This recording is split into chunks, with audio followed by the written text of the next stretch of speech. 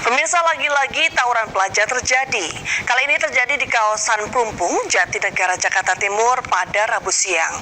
Dua kelompok pelajar ini saling serang menggunakan senjata tajam.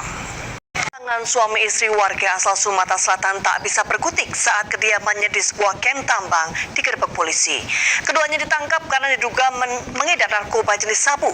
Selain mengamankan kedua tersangka, polisi juga berhasil mengamankan barang bukti sabu sebanyak 107 paket siap edar. Sementara Satuan Reserse Narkoba Polresta Pangkal Pinang menangkap bandar narkoba saat akan melakukan transaksi. Sebanyak 1,5 kilogram narkoba jenis sabu diamankan polisi dari tangan pelaku. Pemirsa, akibat kecanduan game online dan narkoba, seorang pemuda di kota Pangkal Pinang, Bangka Belitung membobol rumah salah satu warga. Barang hasil curiannya itu dijual dengan murah karena pelaku mengaku baru bertengkar dengan istrinya. Aksi pencurian sepeda motor di kawasan permukiman padat penduduk di Kemayoran, Jakarta Pusat dini hari tadi terekam kamera CCTV. Hanya dalam waktu kurang dari 1 menit, pelaku membawa kabur sebuah sepeda motor matic. Sementara di Ciracas, Jakarta Timur, pelaku yang diduga dilengkapi dengan senjata api juga mampu menggasak motor korbannya hanya dalam hitungan detik. Pemirsa, polisi menetapkan anak pejabat Ditjen Pajak sebagai tersangka penganiayaan terhadap anak di bawah umur di Pesanggerahan, Jakarta. Tidak hanya itu, Kementerian Keuangan turut buka suara terkait dugaan pamer harta yang dilakukan keluarga pegawai Kementerian Keuangan.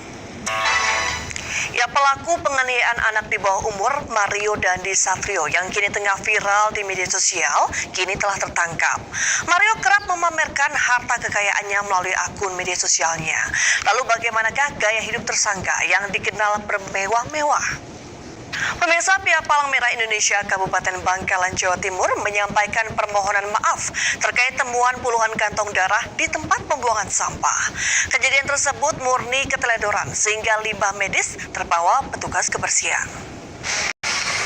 Kapolda Jambi Irjen Pol Rusdi Hartono bersama stafnya dibawa ke Rumah Sakit Polri Kramat Jati, Jakarta Timur untuk mendapat penanganan medis lebih lanjut. Sebelumnya Kapolda mendapat penanganan awal di Rumah Sakit Bayangkara, Polda Jambi.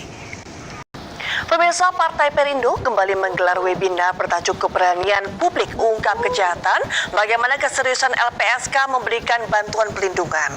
Penguatan sumber daya manusia dan kewenangan LPSK dibahas dalam memberi pelindungan. Pemirsa, banjir merendam ratusan rumah warga di kota Jombang, Jawa Timur. Banjir terjadi akibat hujan deras hingga air sungai meluap. Sementara sebanyak 705 hektar area persawahan di Bojonegoro, Jawa Timur juga terendam banjir akibat luapan sungai Bengawan Solo. Pemirsa, kapal pembawa sembako subsidi pemerintah karam di perairan Kepulauan Seribu, Jakarta Utara pada Rabu kemarin. 5 orang ABK dan 4 orang penumpang berhasil dievakuasi petugas gabungan dan sejumlah nelayan.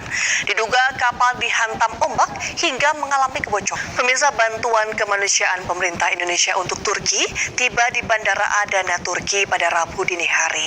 Pengiriman bantuan dipimpin Menko PMK Muhadjir Effendi yang diutus langsung oleh Presiden Joko Widodo sebagai perwakilan pemerintah Indonesia.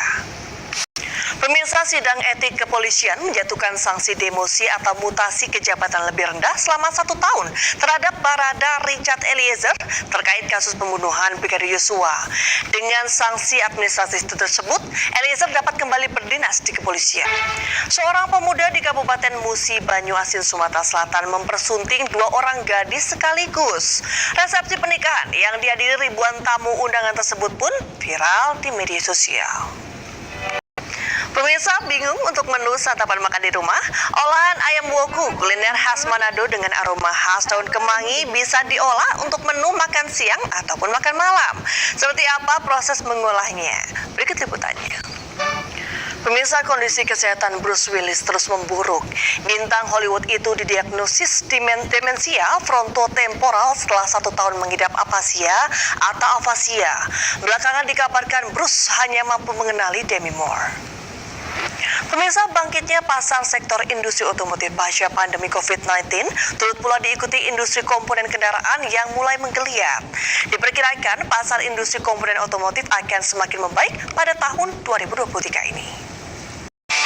PT Prima Permata Nusantara PPN dan PT Produser Pangan Asia PPA serta Procurement All Units menggelar Procurement Forum di MNC Conference Hall Ainus Tower, Jakarta Pusat.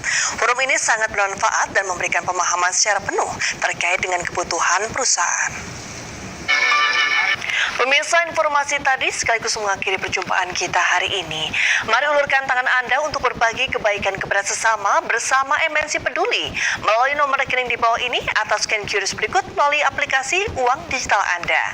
Informasi lebih lengkap juga dapat diakses di mncpeduli.org. Anda dapat menyaksikan siaran digital GTV melalui channel 28 UHF. Saya Rene Romsari, selamat pagi dan sampai jumpa.